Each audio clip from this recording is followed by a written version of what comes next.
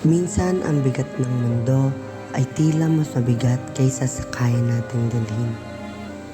Ang depresyon ay nagbibigay ng mahabang anino na nagpapalubha sa kahit na ang pinakasimpleng gawain.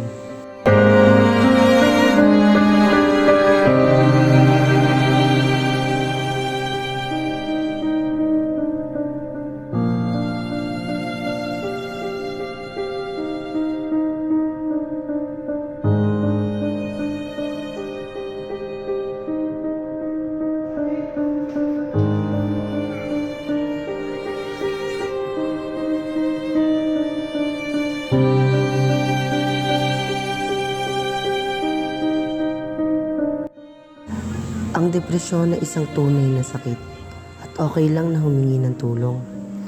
May mga mapagkukunan na maaari makatulong at hindi mo kailangan labanan ito ng mag-isa.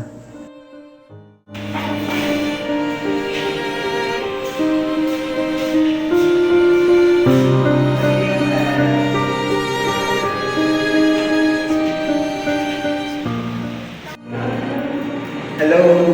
Pwede ba tayo magkaibigan sa'yo? Kasi parang na-feel ko tahimik ka yata. Okay ka lang ba?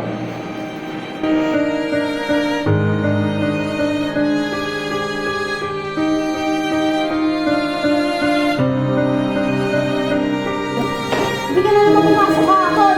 Umuwi ka pa lasing na gabi. Wala kang pakialam kung di ako pumasok kahapon. Ako ang makain para sa pamilyang to. Ganun lang kayo away.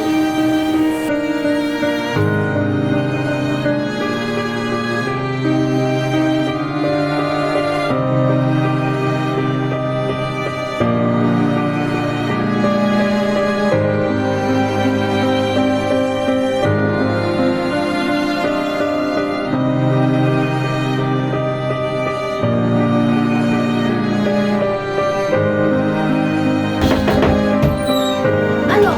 Aral kang aral dyan? Mga kwenta anak.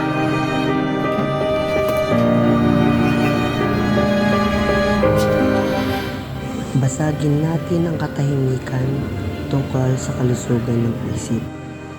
Gumawa tayo ng mundo kung saan ang mga tao ay nararamdaman na may kapangyarihan na humingi ng tulong at suporta.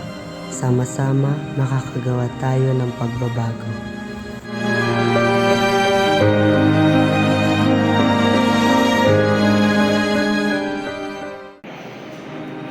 Oo, medyo. Ang hirap eh. Parang ang dami ko yatang dapat gawin. Nakakalungkot naman yan marinig. Bakit? Ano ba yung nangyari? Ewan ko, parang malungkot lang ako. Parang walang pag-asa. Parang wala namang silbi yung mga ginagawa ko. Basta, mahirap ipaliwanag. Tandaan, ang pinakamahalaga ay simulan ang pag-uusap at itaas ang kamalayan tungkol sa depresyon.